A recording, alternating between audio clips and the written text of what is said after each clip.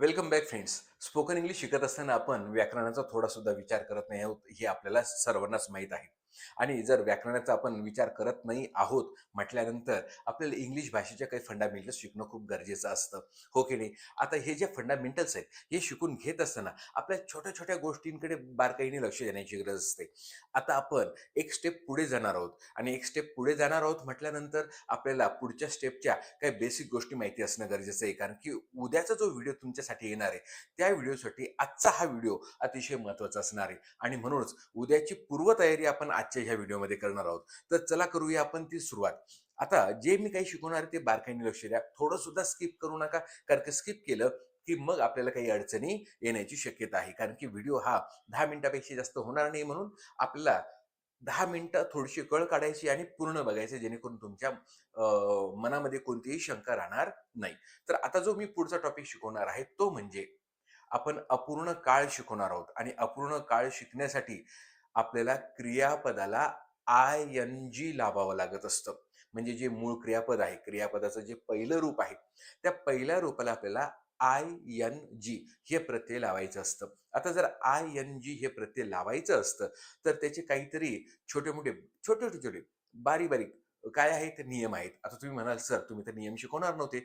परंतु मला सांगा, जर तुम्ही आता 12वी असाल किंवा 10वी असाल आणि परीक्षा देणार असाल आणि ते परीक्षा देत असताना तुमचे जर स्पेलिंग मिस्टेक झाले, तर तुमच्या मार्कांमध्ये काय होईल? कमतरता येऊ शकते. कारण की तिथे अशुद्धी दिसली की अर्धा मार्क्स 1 मार्क कट होत जातो आणि म्हणून ते होऊ नये यासाठी आपण आजचा हा व्हिडिओ तुमच्यासाठी देत आहे. कारण की आता लवकरच काय येत आहे 12वीची आणि 10वीची परीक्षा येत आहे आणि म्हणून ते थोडक्यात एक 5 ते 10 मिनिटात आपले हे सर्व नियम संपून जातील. तर काय नियम आहेत ते सर्वात प्रथम बघूया. सर्वात प्रथम कोणतंही असं क्रियापद की ज्या क्रियापदाच्या शेवटी ई येत असतो, त्या ईला आयएनजी लावत असताना कट करायचं असतं. म्हणजे उदाहरणार्थ जसं राईट. आता बघा WRITE. आता इथे ह्या राईटच्या पुढे काय आहे? तर ई आहे. म्हणजे राईटची शेवटची जी स्पेलिंग आहे ती ई आहे आणि आय-एन-जी लावत असताना ते काय करायचं असतं आपल्याला? कट करायचं असतं. म्हणजेच आता रायटिंग म्हणजेच WRIT, आय-एन-जी म्हणजे तिथे आय-एन-जी लागेल. डबल टी होणार नाही. काही मुलं डबल टी करून टाकतात आणि तिथे स्पेलिंग मिस्टेक होत असते. फक्त ई असेल तर तो कट करायचा आणि आय-एन-जी लावायचा. दुसरा नियम, आय-एन-जी लागत असताना जो शेवटी वाय असेल, तो वाय कट करू नये. कारण की बरेच मुलं त्या वायला काय करतात? कट करून टाकतात. मग जसं उदाहरणार्थ प्ले, PLAY. आता जो प्ले आहे शेवटी वाय आहे. तो वाय कट करायचा नाही. सरळ-सरळ आय-एन-जी लावायचा म्हणजे PLAY-ING. जसं उदाहरणार्थ स्टडी, STUDY. शेवटी वाय आहे. तर त्या वायचा सुद्धा आय करायचा नाही, काहीही करायचं नाही. केवळ स्टडीला पुढे आय-एन-जी लावायचं. आता आय-एन-जी लावत असताना वाय कट करायचा नाही. तिसरा नियम. आता तुम्ही म्हणाल, की "सर तुम्ही सांगितलं होतं, की शेवटी जर ई असेल तर तो कट करायचा." परंतु जर शेवटी 2 स्वर असतील, ई बरोबर दुसरा कोणताही स्वर असेल, तर तो कट करायचा नाही. जसं एस डबल ई. जर एस डबल ई, ई येत असेल, तर तो कट करायचा नाही. तो सरळ-सरळ एस डबल ई, आय-एन-जी असं आलं पाहिजे. चौथा नियम. जर अशी स्पेलिंग असेल DIE, डाय, म्हणजे अशी कोणतीही स्पेलिंग की ज्याच्या शेवटी आय-ई असेल, आय-ई असेल, तर त्या आय-ईला कट करायचं आणि त्याच्याऐवजी वाय घ्यायचा आणि नंतर आय-एन-जी लावायचा. म्हणजेच DIE, डाय, डाय म्हणजे मृत्यू पावणे, मरण पावणे. तर त्या DIE, आय-ईचा वाय करायचा, नंतर आय-एन-जी लागेल म्हणजे डायिंग. TIE, tie. टायचं IE कट होईल आणि त्याला ING लागेल म्हणजे टायिंग. म्हणजे जेव्हा आय आणि ई एकत्र येतो, तेव्हा तुम्हाला त्या IEचा वाय करायचा आणि त्याला ING लावायचा. त्याच्यानंतर पुढचा नियम. पुढचा नियम काय सांगतो, की जर शेवटचं अक्षर व्यंजन असेल आणि त्याच्या अगोदर एक स्वर असेल, तर त्या शेवटच्या अक्षराला ING लावत असताना डबल म्हणजे 2 वेळेस लिहायचं असतं आणि नंतर ING लागेल. जसं ट्रॅव्हल, TRAVEL. आता इथे बघा, VEL. तर एल हे काय आहे? व्यंजन आहे आणि व्यंजनाच्या अगोदर स्वर ई काय आहे? स्वर आहे आणि म्हणून अशा वेळेस हा जो ट्रॅव्हल आहे तो डबल एल होईल. म्हणजे जो सिंगल एल होता तेव्हा तो डबल एल होईल आणि ING लागेल. परंतु आपण ब्रिटिश इंग्लिश शिकतो म्हणून डबल एल होईल. अमेरिकन इंग्लिशमध्ये डबल एल करत नाही आणि म्हणून त्याचं तुम्ही टेन्शन घ्यायची गरज नाही. तर असेही काही अपवाद असतात, की अमेरिकन इंग्लिश, ब्रिटिश इंग्लिश, आपण इंडियन ब्रिटिश इंग्लिश फॉलो करतो म्हणून मी तुम्हाला ते सांगितलं, की तुम्हाला तिथे जर व्यंजना अगोदर स्वर येत असेल तर त्याला 2 वेळेस लिहायचं. कोणाला? व्यंजनाला 2 वेळेस लिहायचं, नंतर ING लावायचा.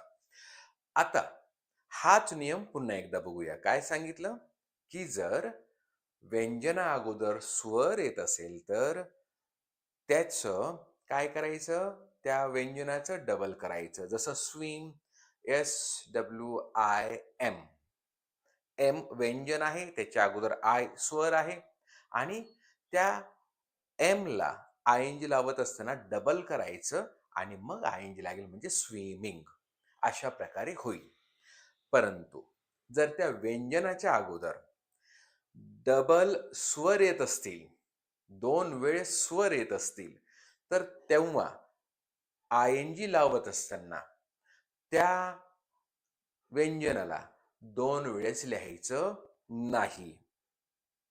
पुन्हा एकदा, जर शेवटचं अक्षर व्यंजन आहे आणि त्याच्या अगोदर 2 स्वर असतील, तर त्याच्या शेवटच्या अक्षराला ING लावत असताना दोनदा लिहायचे नाही. हा नियम आवर्जून लक्षात ठेवा. सरळ-सरळ तुम्ही ING लावू शकतात. आता तुम्ही म्हणाल, "सर, व्यंजन कोणते आणि स्वर कोणते?" तर आपल्याला ABCD म्हणजे ए पासून तर झेड पर्यंत हे अल्फाबेट माहिती आहेत आणि इंग्लिशमध्ये 5 स्वर आहेत. कोणते 5 स्वर आहेत? ए, ई, आय, ओ, यू. हे 5 स्वर आहेत आणि हे 5 स्वर लक्षात घेतले तर 21 सगळे व्यंजन आहेत. 21 सगळे काय आहेत? व्यंजन. म्हणजे 26 अल्फाबेट्स पैकी 5 स्वर आणि उरलेले 21 व्यंजन. आलं लक्षात? तर अशा प्रकारे जर हे 5 स्वरांपैकी शेवटच्या व्यंजनाच्या अगोदर एक स्वर येत असेल, तर शेवटचं व्यंजन 2 वेळेस लिहायचं आणि ING लावायचं. शेवटच्या व्यंजनाच्या आधी या 5 स्वरांपैकी 2 स्वर अगोदर येत असेल, तर शेवटचं व्यंजन दोनदा करायचं नाही. त्याला फक्त ING लावायचं. आता पुढचा नियम. पुढचा नियम काय सांगतो, की वाय आणि डब्ल्यू हे 2 अक्षर काय आहेत? व्यंजन आहेत. परंतु हे जर त्या शब्दाच्या शेवटी येत असतील, इंग्लिश भाषेत जर ते शेवटी येत असतील, तर ते व्यंजन म्हणून संबोधले जात नाही. तर त्यांना स्वर म्हणून संबोधलं जातं. कसं? जसं स्टडी. बघा बरं, स्टडी, STUDY. वाय तर नियमानुसार काय आहे? व्यंजन आहे. परंतु उच्चार बघा, स्टडी, ई. तर हा जो उच्चार आहे शेवटचा, जरी वाय असला, अक्षर जरी वाय असलं, तरी उच्चार स्वर आहे. आणि म्हणून त्याला पुन्हा डबल करायची गरज नाही. त्याला आय-एन-जी लावत असताना डबल करायची गरज नाही. त्याचप्रमाणे दुसरं उदाहरण घेऊया. Draw, D-R-A-W, D-R-A-W. आता हा जो डब्ल्यू आहे तो व्यंजन आहे आणि त्याच्या अगोदर ए आलेला आहे. आता हा ए तर स्वर आहे. आता तुम्ही म्हणाल सर हे तर आपल्या नियमात बसतं. म्हणून हा डब्ल्यू आपण 2 वेळेस करू आणि नंतर आय-एन-जी लावू. परंतु मी आता जसं तुम्हाला सांगितलं, की जर वाय आणि डब्ल्यू हे जर इंग्लिश भाषेच्या शब्दामध्ये शेवटी येत असतील, तर त्यांचा उच्चार स्वरासारखा होतो. म्हणजे ते व्यंजन गृहीत धरले जात नाही. नीट बघा, ड्रॉ, ऑ म्हणजे आपल्या मराठी भाषेतलं अ, आ, इ पैकी ऑ उच्चार काय आला? ऑ असा आलेला आहे. म्हणजेच स्वरासारखा उच्चार आला आणि म्हणून त्या डब्ल्यूला 2 वेळेस लिहायचं नाही. त्याला सरळ-सरळ आय-एन-जी लावून टाकायचं. म्हणजे D-R-A-W-I-N-G. त्याचप्रमाणे आणखीन एक उदाहरण घेऊया जसं ग्रो, G-R-O-W. आता हा जो डब्ल्यू आहे, तो शेवटी आलेला आहे. तो तर नियमाप्रमाणे व्यंजन आहेत आणि व्यंजनाच्या अगोदर ओ, G-R-O-W, ओ आलेला आहे. आता ओ जर आलेला आहे, तर आपल्याला डब्ल्यू नियमाप्रमाणे काय केला पाहिजे? डबल केला पाहिजे आणि नंतर आय-एन-जी लावला पाहिजे. परंतु आता याचा उच्चार बघूया. ग्रो, ग्रो, ओ. काय झाला उच्चार? ओ. अ, आ, इ पैकी आपला ओ. काय आलेलं आहे? स्वर आलेला आहे. म्हणजे उच्चार स्वरासारखा झालेला आहे. म्हणून त्या डब्ल्यूला आय-एन-जी लावायचं नाही. तर असे हे छोटे-छोटे काही नियम होते. हे नियम तुम्ही लक्षात ठेवा, जेणेकरून आपल्याला उद्याच्या व्हिडिओमध्ये याचा खूप जास्त उपयोग होईल. तर व्हिडिओ तुम्हाला कसा वाटला ते नक्की सांगा. आवडला असेल तर लाईक करा, शेअर करा आणि हो, सबस्क्राईब करायला विसरू नका. Facebookवर जर बघत असाल तर पेजला फॉलो करा. नमस्कार.